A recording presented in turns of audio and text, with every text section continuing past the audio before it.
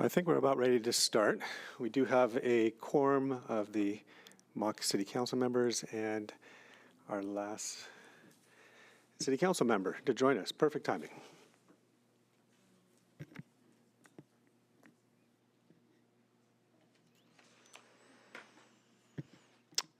So my name is, for those that haven't met me, Justin Meek. In my day job, I serve as the Assistant Community Development Director, and I've been tasked with acting as the mayor for today's council meeting. I just want to welcome all the student interns that have participated in this year's Summer in the City program. These are some of our brightest students and the future of our city and places beyond. Just want to acknowledge your hard work, the fact that you took some time out of your summertime to participate in spending time with us, to learn about city government and functions, speaks a lot to yourselves and your future. So kudos to you guys. I, along with everyone else here, are looking forward to learning a little bit more about some of the projects that you guys worked on, everything from, as I understand it, looking at our EV vehicles and how to increase the fleet in town with charging stations, call to action for the libraries, and thinking about some ways to incorporate sustainability in the library's practices, and practical matters like street sweeping and how to improve that given the challenges sometimes that they face. And last but not least, looking at downtown and how parklets can help improve the public realm and create more of an inviting place for people to come. All really interesting projects. So again, looking forward to hearing more about that. Why don't we pause here and turn it over to Gabe. We'll start the meeting off with a Pledge of Allegiance. Would you all please rise?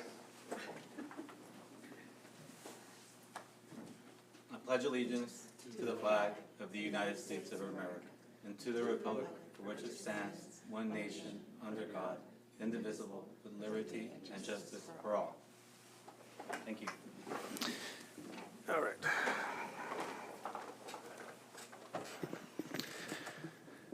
All right, so we have a few items on today's Mock City Council agenda, and those include, under new business, a series of 4 presentations. The first presentation is going to be by the group and that worked on a project about EV vehicles and charging stations.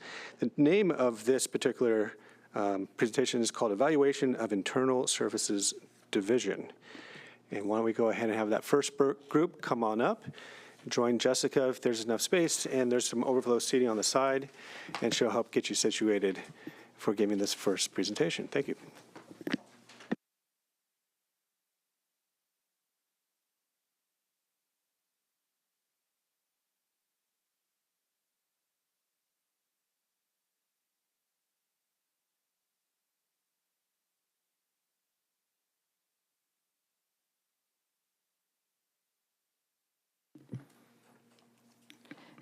Good afternoon, Mayor and City Council. Today we are going to be talking about the evaluation of the Internal Services Division, which evolved into the investment of electric vehicles. I'm Isabella Torres. I'm Alex Gonzalez. I'm Alonzo Peña. I'm Nayeli Gordillo. I'm Isaac Renteria Camacho. Our recommended action is to invest in electric vehicles for the police and city fleets. We're also interested in investing in the training for our engineers and technicians of the Public Works Department to help maintain the vehicles.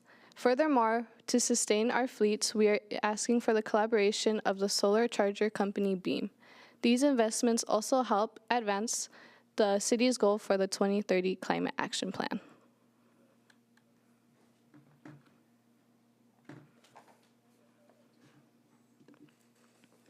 As we can see, this is our proposed location of the first Beam stations.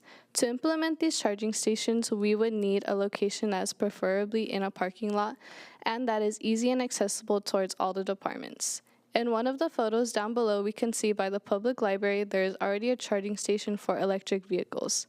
And in both of the photos, there is plenty of space, so why not add our Beam charging stations? And for the police officers, we can install the charging stations wherever the fleet vehicles are parked.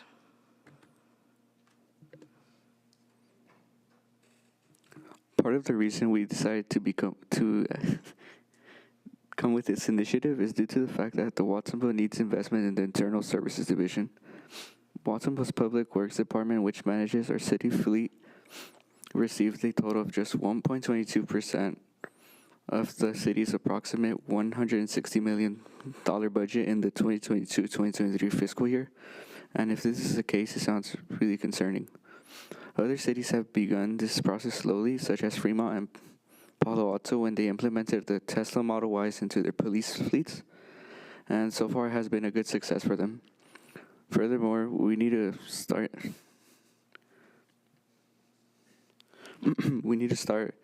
aligning with the plan we have been given by our state, which is the 2030 Action Plan, which calls for us to reduce our emissions by over 15% towards what they were comparing to the 1990s.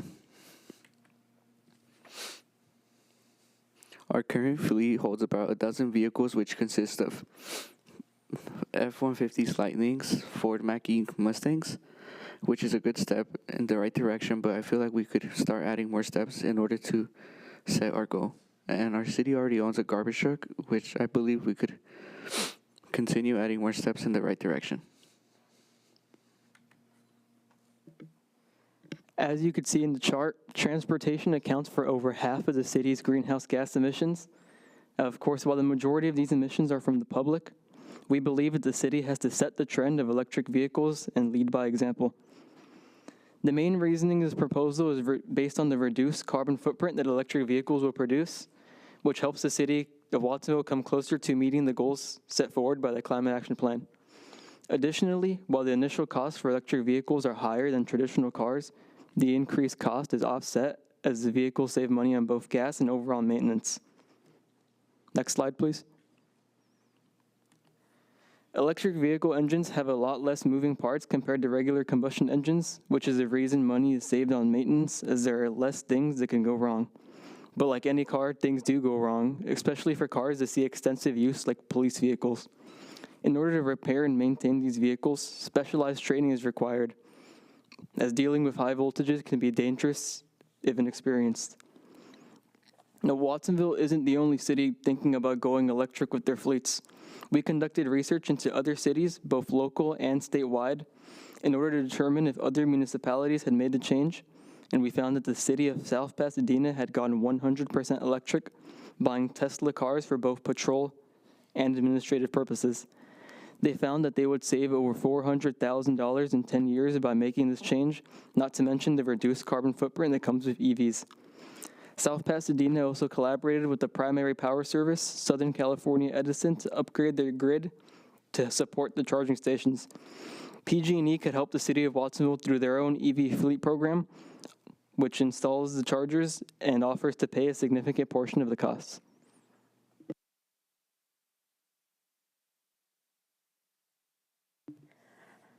How do the community engagement, public safety, and fiscal health connect to the strategic plan?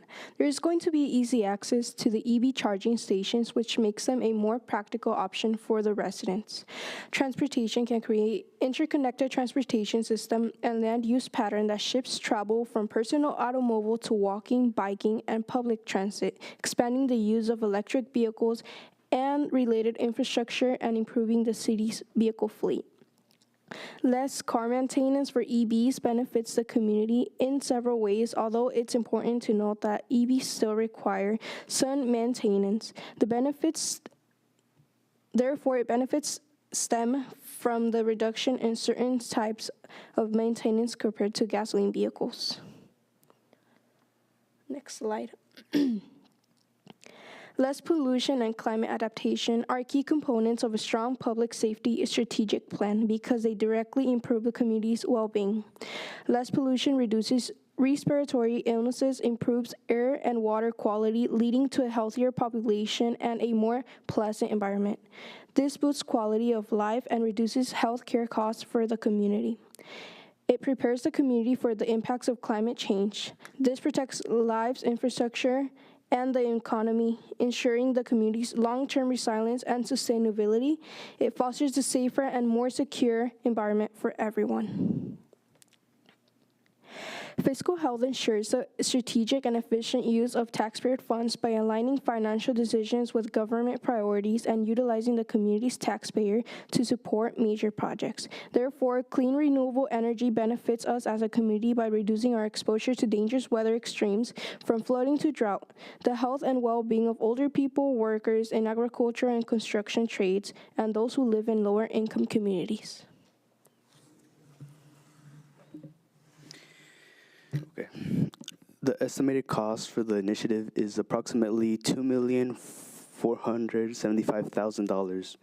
We're proposing that the city starts by purchasing just 15 electric vehicles, the models being the Ford Mustang Mach-E, the Ford F-150 Lightning, and the Tesla Model Y. Models of cars that have already been implemented into cities including South Pasadena, Fremont, and Palo Alto, which the costs range from $45,000 to $60,000, as well as purchasing 15 beam charging stations, which ranges from $50,000 to $100,000. Next slide. Now for the funding. The funding will be acquired through grants, rebates, and incentives offered to promote energy efficiency and renewable energy adoption from companies and agencies like the Central Coast Community Energy Service Companies, the California Energy Commission, PG&E, and in addition to the city's budget. Many of these groups provide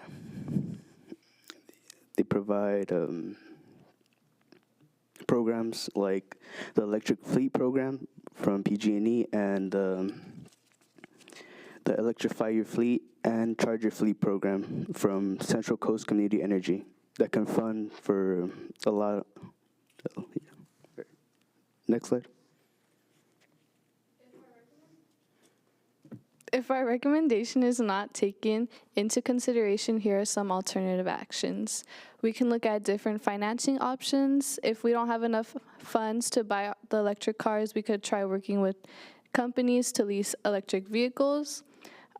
If other cities are looking into investing in electric vehicles as well, we could all come together and work out a deal that will help with the funding.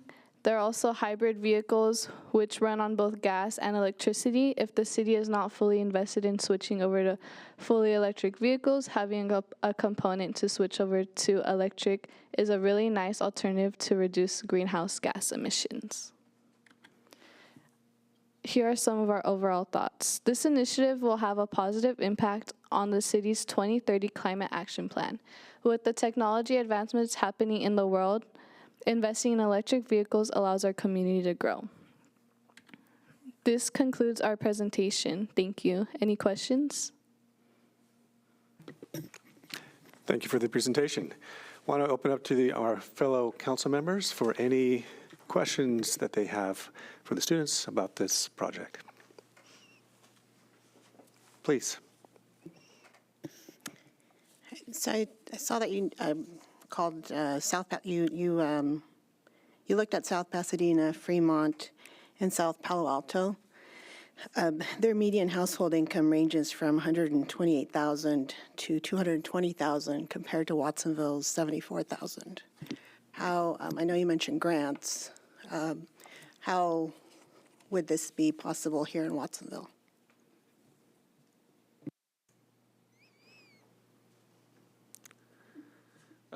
While it is a lot higher, those cities, that's why we're asking to only electrify a portion of our fleet compared to those cities with more money who have gone fully electric. So we have over 80 police vehicles, and we're only proposing about 15 at this time, just to match the lower budget compared to the others who have gone all electric.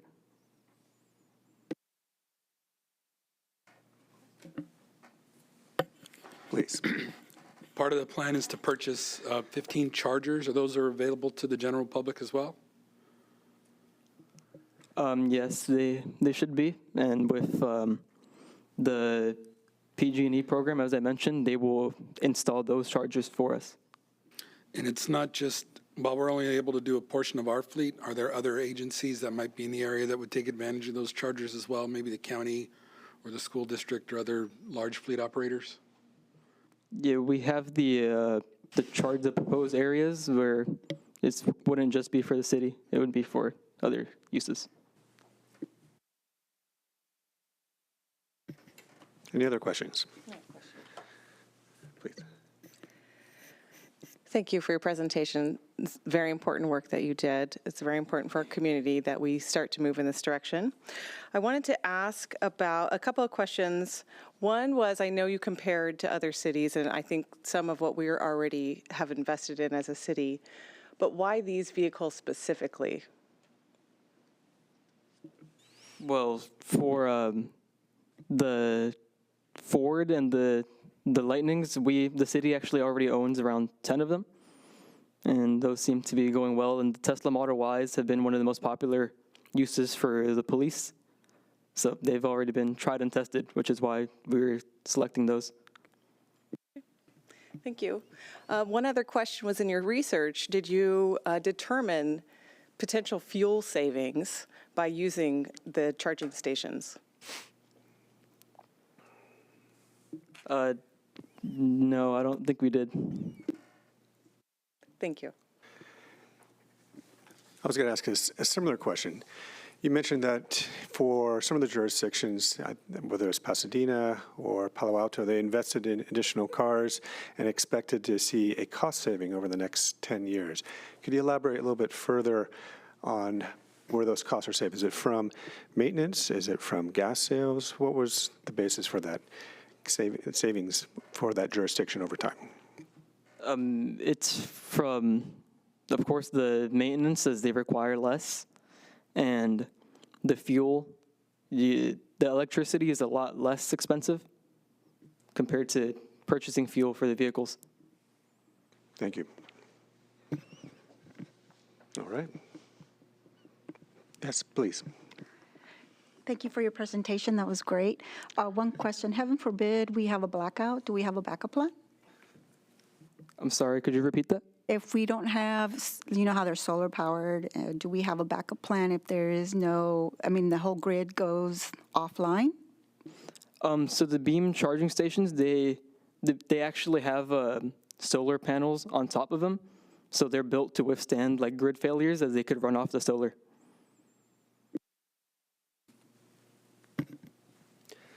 We've got about 30 seconds left. You're right on time.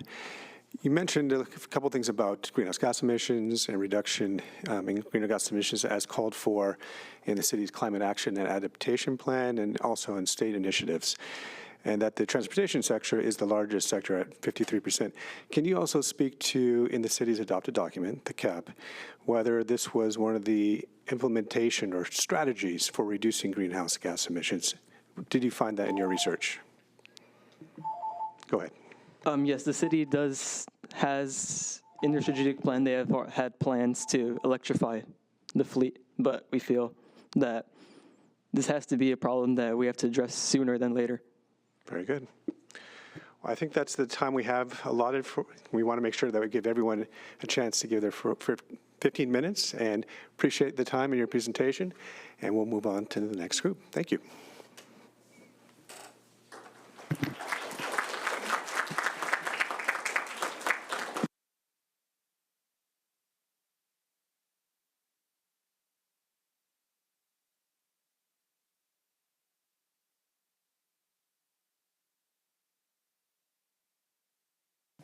I think up next we have the group that's going to be doing a presentation concerning the library.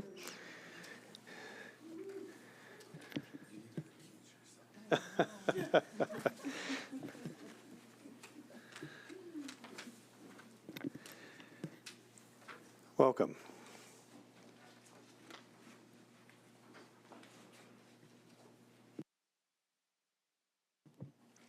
Good afternoon, Mayor and City Council members. This is our recommendation titled the Community Garden Initiative. I am Natalia Vowles. I'm Leilani Garcia. I'm Jasmine Duarte.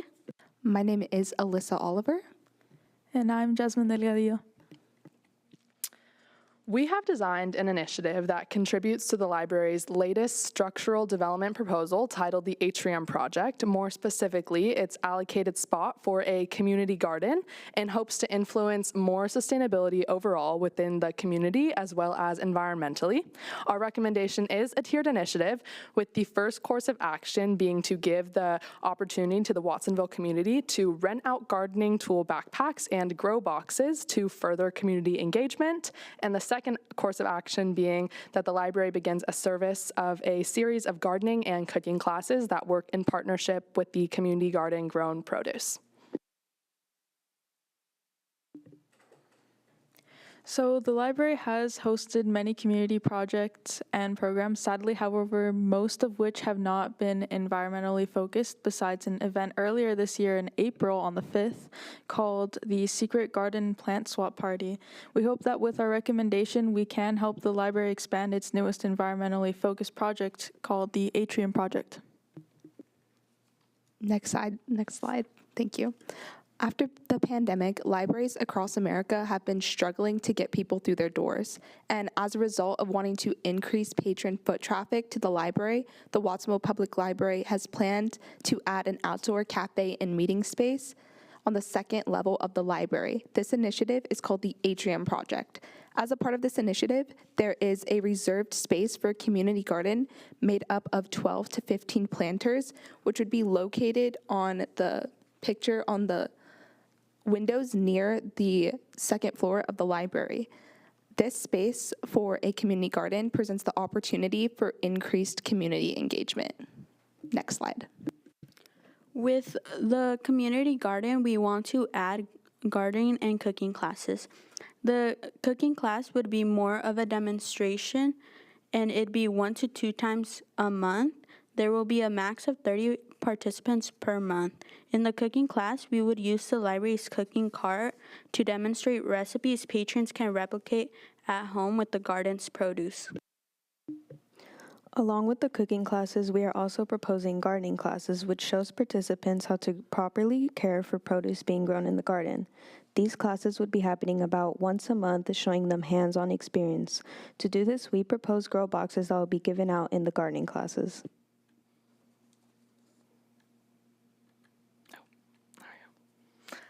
Additionally, we recommend that the library offers grow boxes and gardening tool rental backpacks. A grow box provides participants of the classes with the materials needed to grow the community garden's produce at home. So these materials include an eco pot, soil, and seeds that match what is being grown in the library's garden.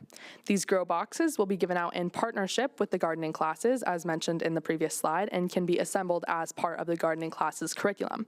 As for the gardening tool rental backpacks, these bags provide the tools needed to start and maintain a garden at home. For those who do not have access to proper gardening tools, this can be kind of thought of as a starter kit. These include gardening gloves, shears, a trowel, a small rake, transplanter, as well as knee pads. These bags can be checked out as easily as a book, and a patron simply checks in with a library staff member, scans their library card, and can now rent the backpack for up to 3 weeks free of charge. And these backpacks, being rentable for completely free, helps to further community engagement by providing accessible tools for all those who need it. The library already has 2 partners/collaborators, one for each class so far.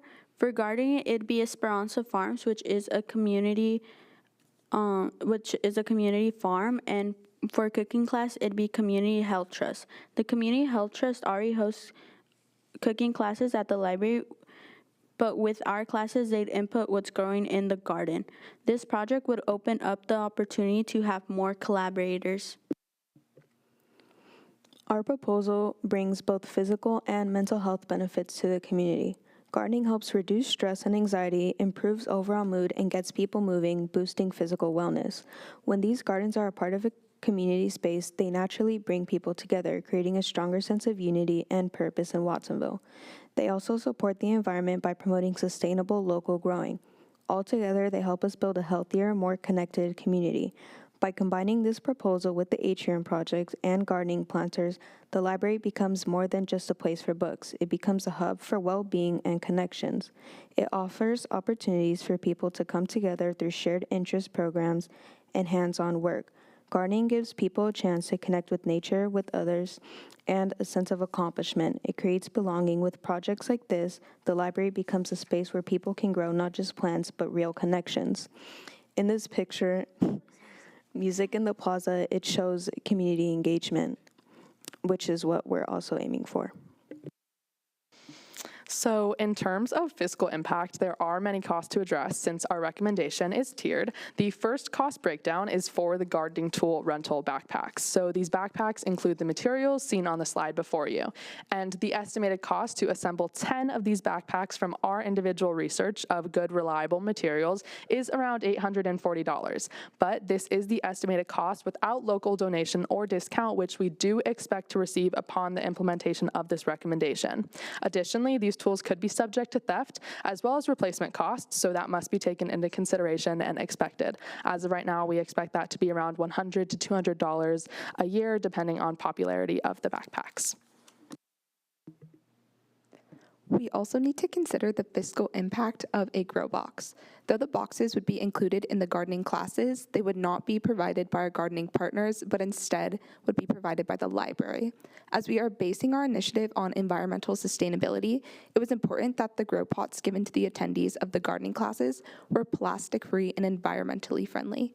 Luckily, eco pots, which are made of a biodegradable material, which is easy when transplanting plants, are sold in bulk for a minimum of 250 pots for just $43.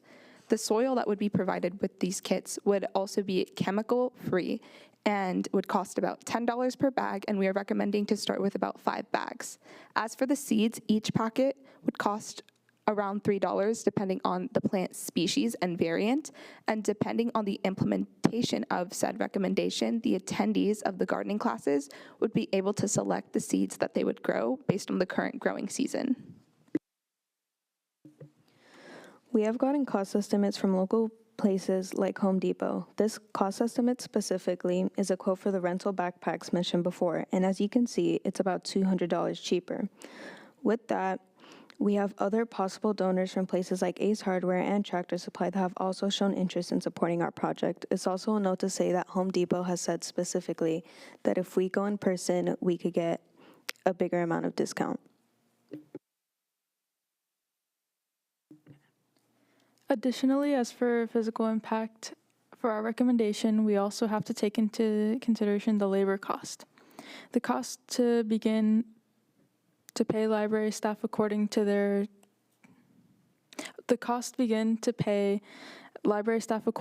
time worked per week, which can be a maximum of 4 hours with a range between $22 to $88 max.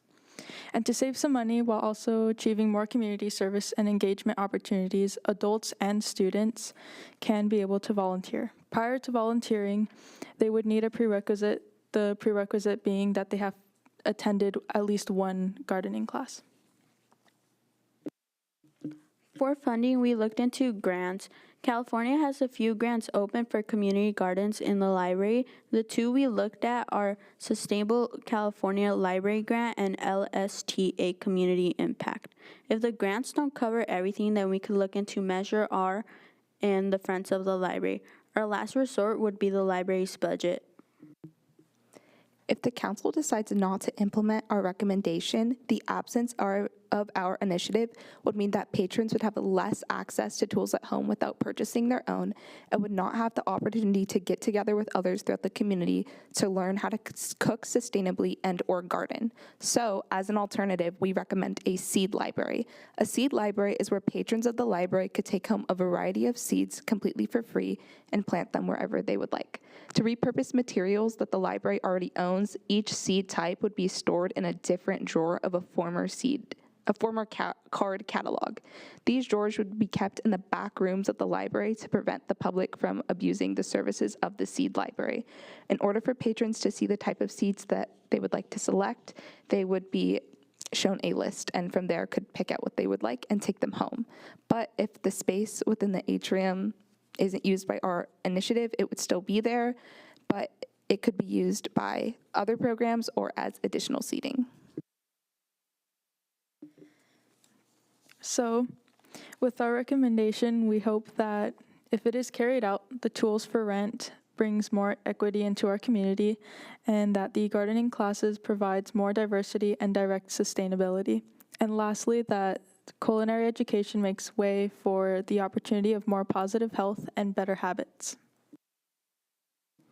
So once again, our recommendation is a tiered initiative centered around the existing plans for a community garden at the Watsonville Library as part of the larger construction proposal, the Atrium Project. And our recommendation is a series of cooking and gardening classes that are established by the library in partnership with the produce that will be grown in the garden, as well as the introduction of what we're calling grow boxes, as well as gardening tool rental backpacks. Thank you so much for hearing out our recommendation. Any questions? Thank you very much for that presentation. Let me open up to my fellow council members. Do any of you have any questions for the group? Yes. Hi, thank you for your presentation. Is there going to be any guidelines on the types of seeds or crops that can be grown? I did some research into the type of seeds, and we would mostly be looking at seeds that grow well in the Santa Cruz area based on the weather and the season.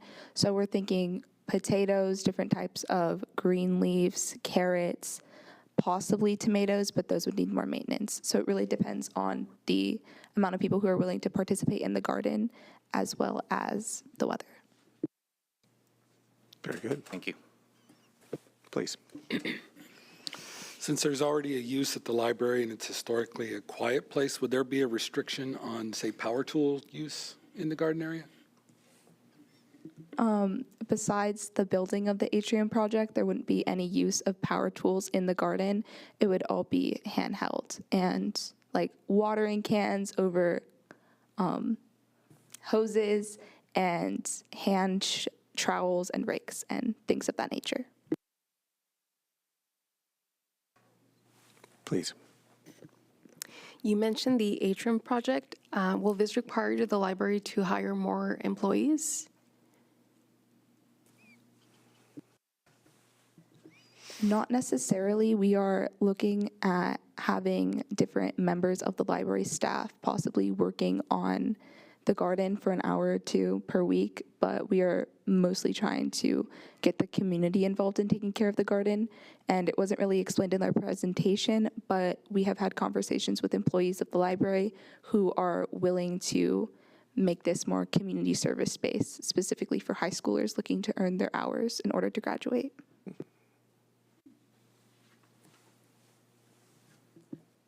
That was a great presentation. I used to work at the library, and I love your ideas here. Just a quick question. On the, you mentioned the staff time for maintaining the garden, but what about staff time? I'm assuming the tools will need to be cleaned when they come back, or is it the expectation that the patrons who rent them will clean the tools and bring them back clean? The expectation would be that it is returned in kind of more like pristine condition, the same way how the library already has hiking kind of rental backpacks. So the expectation is that the materials are fully functioning when they're returned and clean and whatnot. So yeah, that's just the expectation that comes with kind of checking them out and bringing them back. Okay, great, thank you. And I would like to hear a little bit more about the cooking classes. You mentioned that there's already a partnership, I believe, with Community Health Trust for providing cooking classes. Is the proposal here to add one or two more? And also, what is your target audience, if any? So yes, we would like to implement one or two more classes, but using what's growing in the garden at that time, so it would be useful for patrons who are growing that stuff. And what was the second question again? Do you have an audience in mind? Is it older or younger adults? Do you have a specific segment that you're looking to perhaps target or invite to participate, or just anybody that's interested? I believe it would just be anyone who's interested, but for renting out the backpacks, I believe they would have to be 18 years or older. Very good. Well, again, right on time, good time management. I want to acknowledge that as well. If there's no other last-minute questions, I just want to say great job, and thank you very much.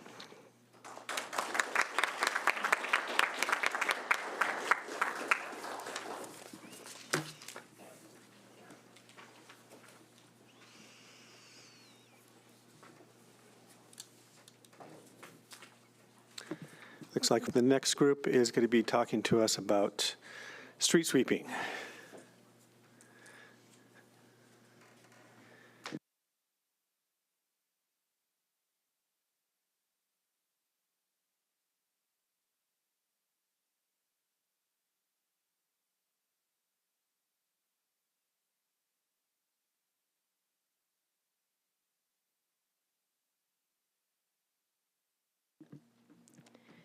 Good afternoon, Mayor, Council, and staff. Thank you for being here today. And we have partnered up with the police department and the Watsonville Police Department and the Public Works Department to bring you a solution to citywide street sweeping engagement and parking restrictions.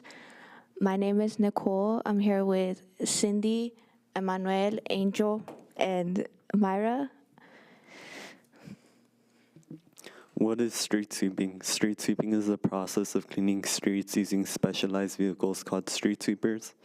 These sweepers remove debris such as trash, leaves, and other pollutants from roadways. This helps the wetlands by preventing stormwater pollution and preventing trash from going into the storm drains. Street sweeping improves the overall cleanliness of the city. Recommended action. By the end of this slideshow, you'll be able to understand our goal to spread the word about the street sweeping schedules. Split into 3 parts. Number 1, improving our recent communications. Number 2, incorporating new communications. And number 3, enforcing the implementations. Split into 2 categories, in-person and online. In person, we can start by sending reminders in city newsletters with the utility bills. We can continue this by restoring signs that are in irreparable damage. Online, we can start by updating the website through making it readable and engaging to the eye, where we can also add an interactive map as shown in the image above. Lastly, we can promote on social media and use existing apps.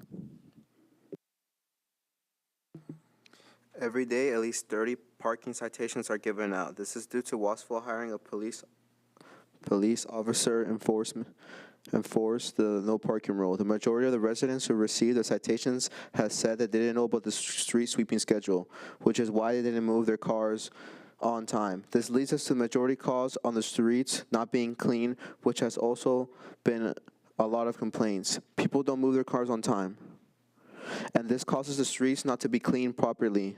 The 405, 1204 parking prohibited for streets cleaning and garbage and recycling collection in the municipal code states that it shall be unlawful for any person to park any vehicle on the side of any street on the days and between in the hours designated for by the resolution of the Council for Streets Cleaning.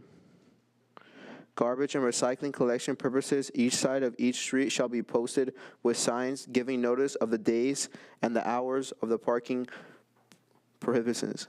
Effects on the side of the streets, only person violating the section shall be punishable by providing the Chapter 2 of the Title 1 of this code, and such vehicle shall be subjected to be towed away as authorized by Subsection 1 of the Section 222651 of the State of the California Vehicle Code.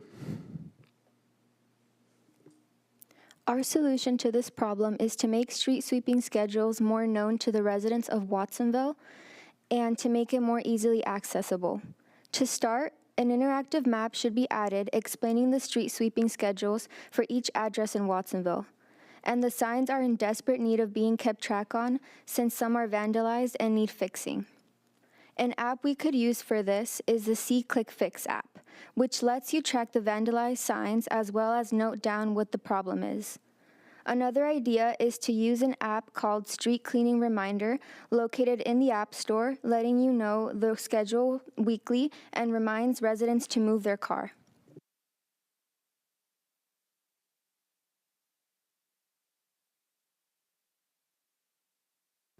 We could promote it to social media platforms such as Instagram, TikTok, YouTube, and Facebook.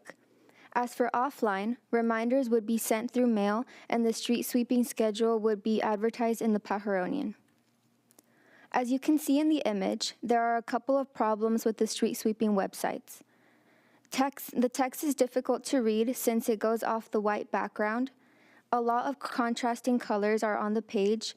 Text is too small to read, and it's just outdated in general with a lot of street times not being shown. This relates to the city's strategic plan in the following 3 categories. To focus on the community engagement and well-being, this course of action would raise awareness with residents about street sweeping. This plan also helps the infrastructure and environment by protecting the waterways and the wetlands. For public safety, our plan requires the use of Watsonville Police Department's social media and, if necessary, their enforcement capabilities.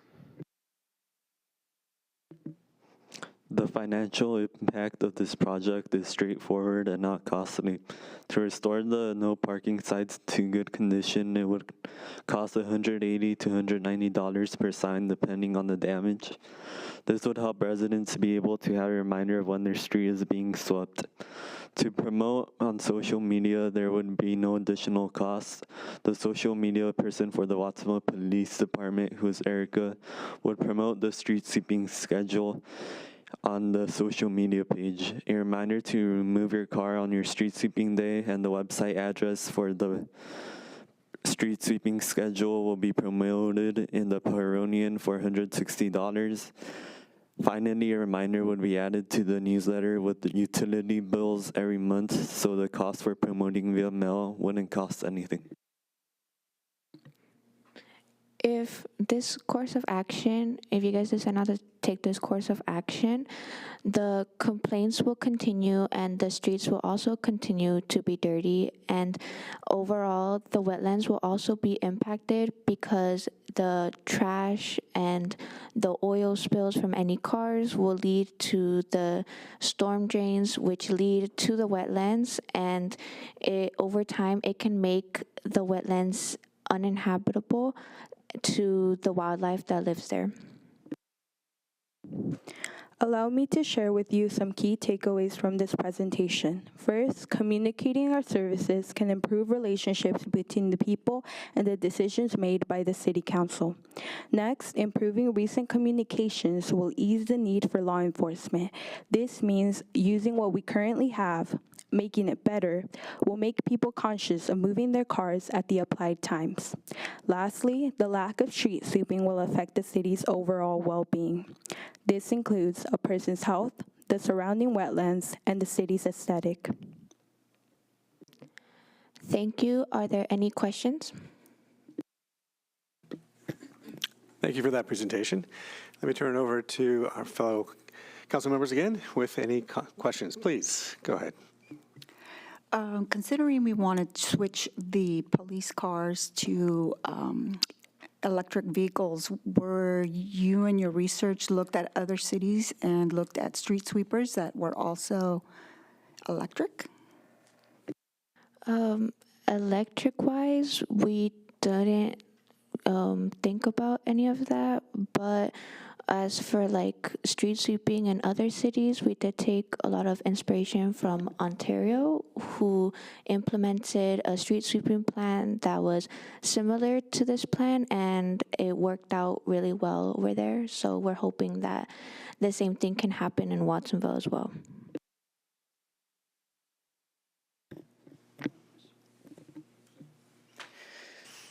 Thank you for your presentation. Looking at the signs that you gave an example of, they are only in English. Are the signs that we currently have in the city, do they include Spanish?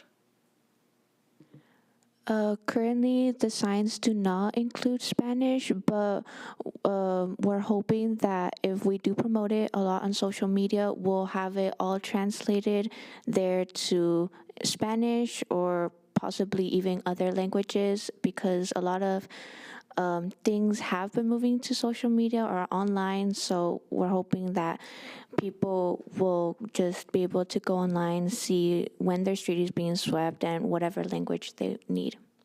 Thank you. May I ask another question? So I really love the idea of the reminder app because everybody always has their phone. I didn't notice a cost for that, though. In your research, did you find that there was a cost associated with that app? We did see that the app was free, and so anyone could download it and just they would set a specific reminder for like weekly and for whatever day they need, and they can also set a reminder to be reminded and a day before or like 2 days before, whatever they prefer.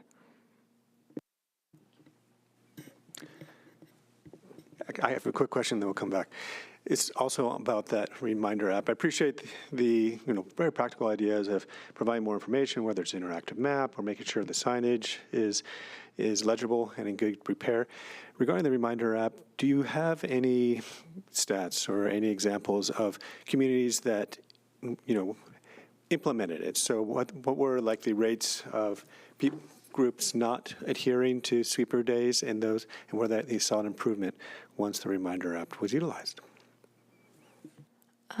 We currently don't have any statistics for that, but we can get back on you for that. Good job.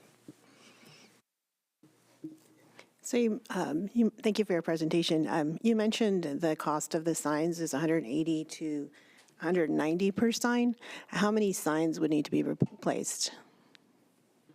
So while we don't have an exact number, we did communicate with the Watsonville Police Department, and they did tell us that they've been wanting to replace a lot of the signs around the city because a lot of them have like the times as stickers on the sign, and a lot of people rip them off and they can't see like what the accurate times are. So we are hoping that we'll be able to replace mostly all the signs in the city so that they don't have the stickers and they're just the plain metal with the stuff printed on it. Okay, but you don't have a rough count of how many signs that would be times $200 each? We don't have a number, but we can also get back on you with an exact number. All right, thank you.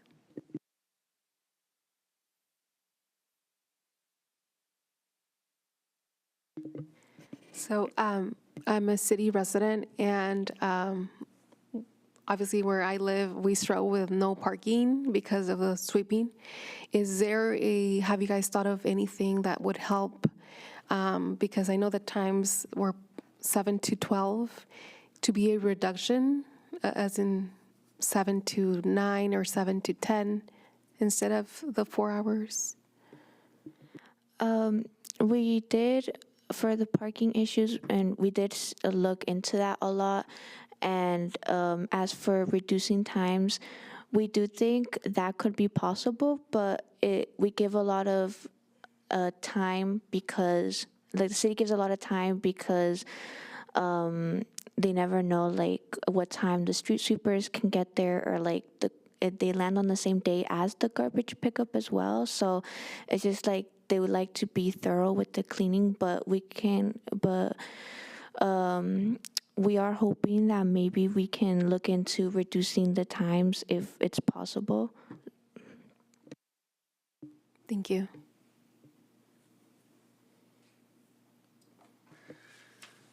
All right. Well, I've asked my question. I don't think I have any more at the moment.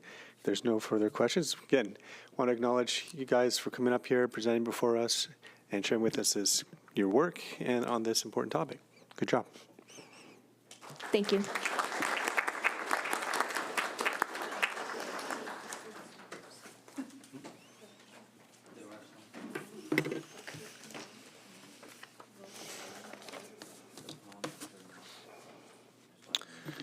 All right, next up will be the group that's going to give a presentation on parklets.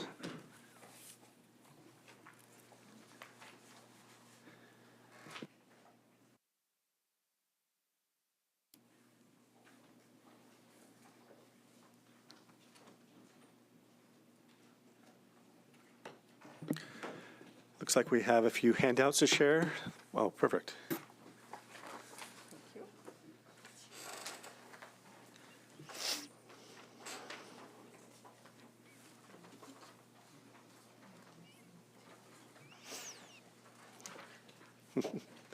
Thank you, Jessica. All right. When you're ready, why don't we go ahead and begin?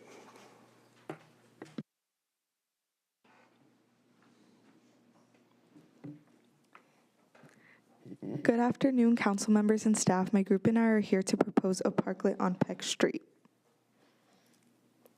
Hi, my name is Sofia Espinoza. I am an incoming senior at Aptos High School. Good afternoon. My name is Daisy Sanchez. I'm a student at Watsonville High, and I'm also an incoming senior. Hello, my name is Isabella Alvarado. I go to Watsonville High School, and I'm also going to be a senior. Good afternoon. My name is Anaí Jacoba. I go to Aptos High School, and I'm also an incoming senior. Hello, my name is Karim Ho, and I'm also a rising senior at Aptos High School. So what is a parklet? A parklet is a small public seating area that extends from the sidewalk into a parking lane, often using one or more parking spaces. Parklets often include features like seating, tables, planters, and other elements that add greenery. They are designed to be accessible to the public.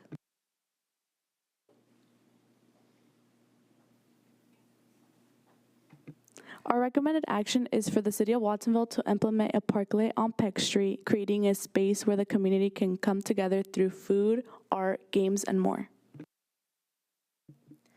To start, we'd like to introduce this topic with a quote from Jane Jacobs, an urbanist and activist who advocated for a community-based approach to city planning. In her book, The Death and Life of Great American Cities, Jacob writes that a city sidewalk by itself is nothing. It is an abstraction. It means something only in conjunction with the buildings and other uses that border it. Streets and their sidewalks, the main public places of a city, are its most vital organs. This idea emphasizes the need to utilize city streets for more than just transportation.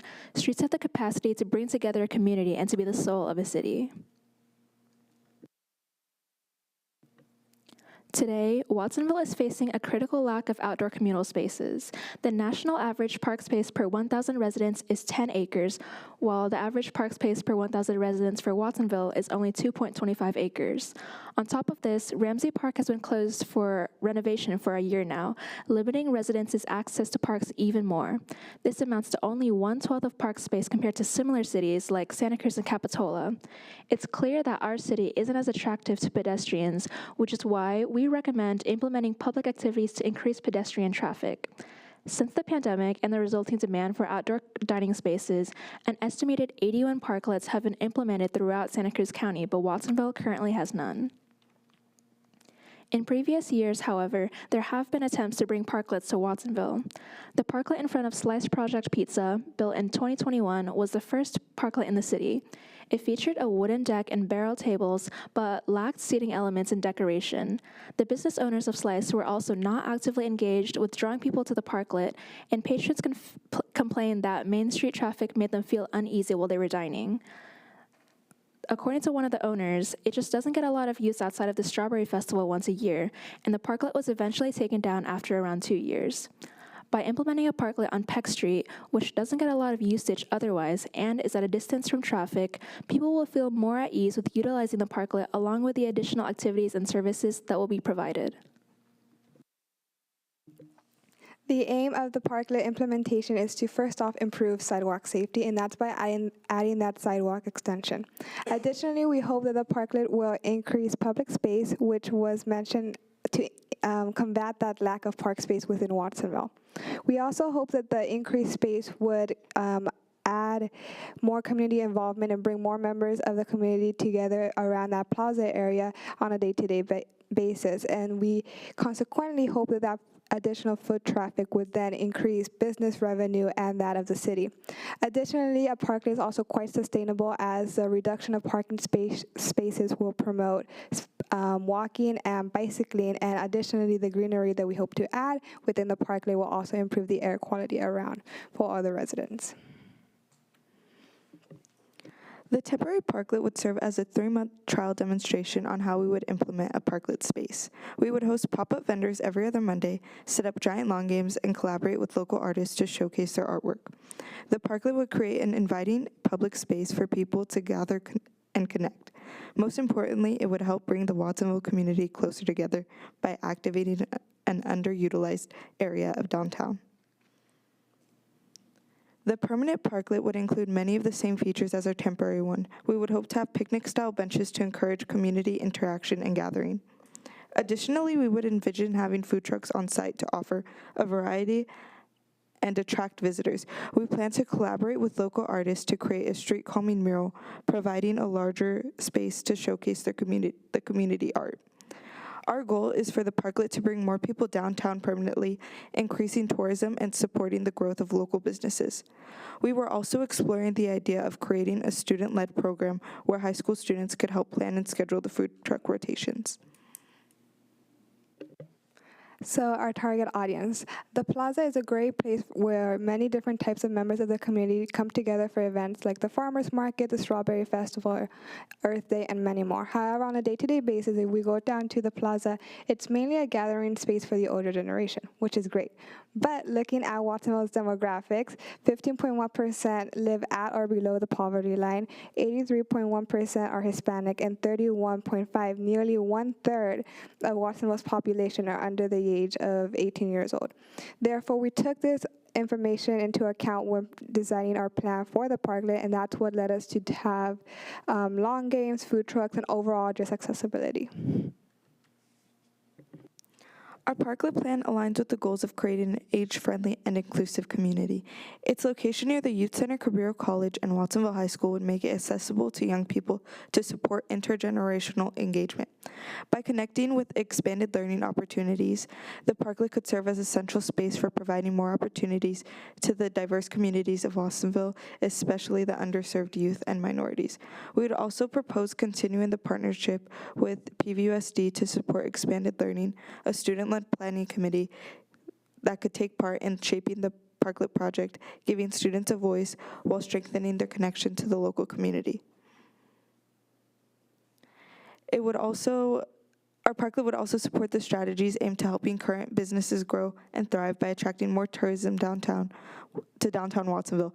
The parklet would increase foot traffic for local shops, restaurants, and vendors, ultimately boosting economic activity. The project also aligns with the master art plan by collaborating with local artists to showcase their work in public spaces. We would also propose painting a traffic calming street mural to enhance the safety and visual appeal while celebrating downtown community identity. The parklet could help kickstart interest in plaza renovations, and it would also bring more attention downtown, and it would show what's possible with the certain improvements. It would also act as a first step in transforming the city plaza into a more active and welcoming space. This installation would be funded by the Watsonville Parks and Community Service Department through current funds and grants. We suggest working with programs like IOBY as an additional source of funding, since there would be constant maintenance costs required to keep the parklet in order. A permit for a parklet is generally around $2,000, and the construction of a parklet alone would cost over $40,000. With the addition of a parklet, more people would be attracted towards the plaza area. This would cause an increase in community involvement, which would lead to an expansion of profits to local businesses and for the city overall. If a parklet is not built, some potential results may be a continuous lack of pedestrian activities, fewer social interactions, and underutilized of free space. As you can see from the lack of public gathering spaces and community participation in Watsonville, our proposal of a parklet on Peck Street would allow citizens of all demographics to engage through art, games, and food in a safe and comfortable environment. That concludes our presentation. Thank you for your time. Any questions? Thank you very much. Let me open it up to my fellow council members again with any questions I may have. Please. I have a question. Thank you for your presentation. Now, as far as once you build the parklet, there's going to be ongoing maintenance requirements like cleanup, street sweeping, and so forth. Have you thought about that in your plan, and how are you going to address those issues that may come up? Yes, so as Sophia mentioned, we hope to partner with PVUSD to kind of create a program or a CTE program or even something similar to this of an internship where youth from the school district can come together and help with the maintenance, and then they can help organize the food trucks, the events, and help not only with the upkeep, but also get that experience. So it will be a benefit to both the parklet and the students themselves. Thank you.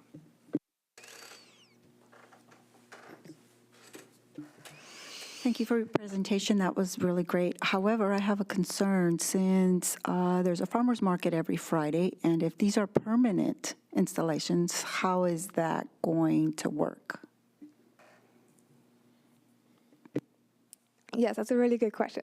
So we did mention the permanent parklet would only be implemented upon the success of the temporary parklet, and the temporary parklet would of course not be an issue during the farmers market. However, let's say it does do well, which is the ultimate hope, and it does become permanent. The parklet itself won't take more than I believe it's like 4 or so parking spaces, 4 to 6. And when going down there and looking at the farmers market, we believe that if the vendors just get slightly closer together, move slightly closer together, that it shouldn't be a problem, and that all the vendors should still be able to participate in the farmers market without too much of confliction. And additionally, it would be great because when people do go to the farmers market, they can have more space to enjoy what it is that they buy there. You might have answered the question already, and I didn't hear it, but so with the parklets, you mentioned that there's going to be activities planned throughout. Who is planning those activities? Is that the students as well, or staff? Our hope would be that it would be the students, so it could be kind of how our internship is structured. Oh, okay. I'm assuming staff would be supporting them, or would there be some oversight and time allocated that would need to be allocated to them? We could get back to you on that because we haven't. Luckily, I think we have someone here that can help that as well. Please, go ahead.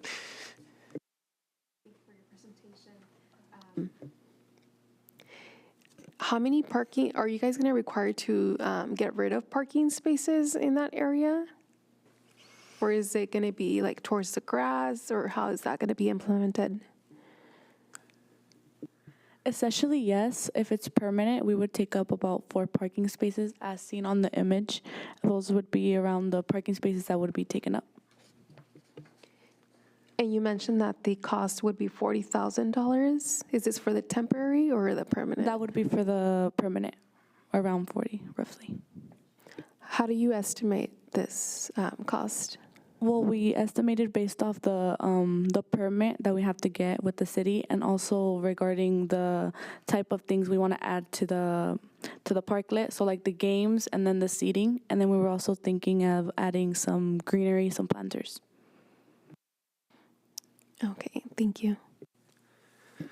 Since we're on the topic of costs, and I know the request is that the city fund this, but you also mentioned an organization called IOB, which is, I think, a community-based crowdsourcing. Could you maybe elaborate a little bit more about what you learned about that group or how they could be part of this effort?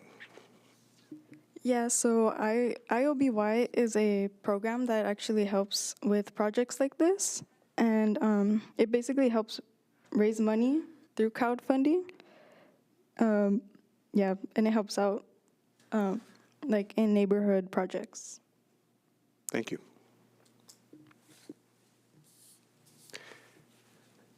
Any other questions? So it sounds like the idea here is a concept that could involve everything from food trucks to games, temporary artwork that students could lead, and things along those lines that could easily be cleaned up, but try to see what is activating and draws people in.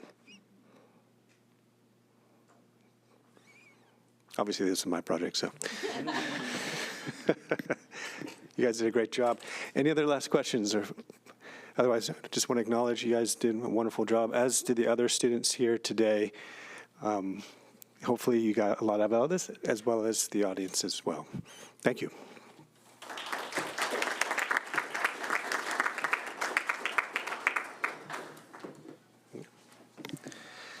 Well, I think that will, let me just double check our agenda here and see if we have any other last minute items. No, I don't think so. I just want to acknowledge the students and everyone who showed up today.